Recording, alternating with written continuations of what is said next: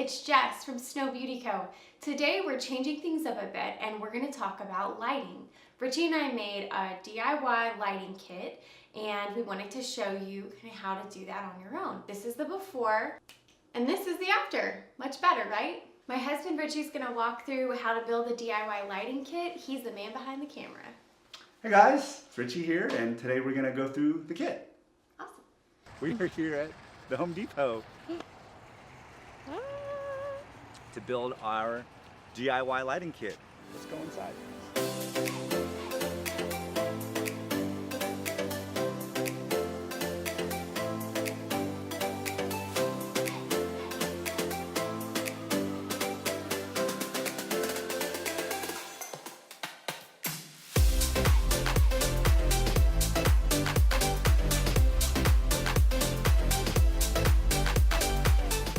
Okay, so this lighting kit is pretty simple and it's relatively inexpensive at about $100 to $130 depending on if you already have some items. And it's simple in that it's just two main lights for the front and then one light for the background. That just separates the talent from the background a little bit. So let's go through what the parts are. Each of the three lights is exactly the same and consists of a plastic clamp light, the bulb, and a piece of shower liner taped over the top. The bulb that we used is a Cree 100 watt daylight balanced bulb. Daylight just means it's that really bright white color, and that just helps for everything looking natural on camera as long as you have the camera settings right.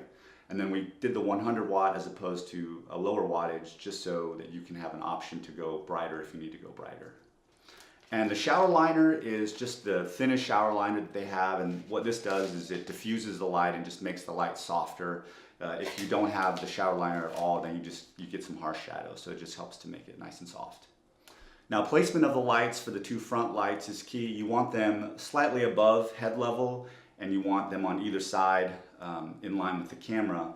So in order to do that, you're going to need some kind of a stand to put them on. We already had these speaker stands, but if you don't have anything, you can pick up some cheap light stands. Now the final piece of the lighting kit is the dimmer, and some instructions might call this optional, but I really feel like this is essential.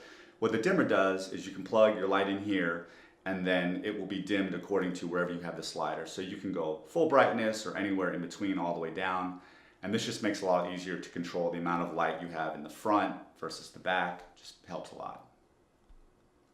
Okay, so here's what it looks like behind the scenes. You have the two front lights here on either side, the camera between, pretty much in line with the lights or slightly behind.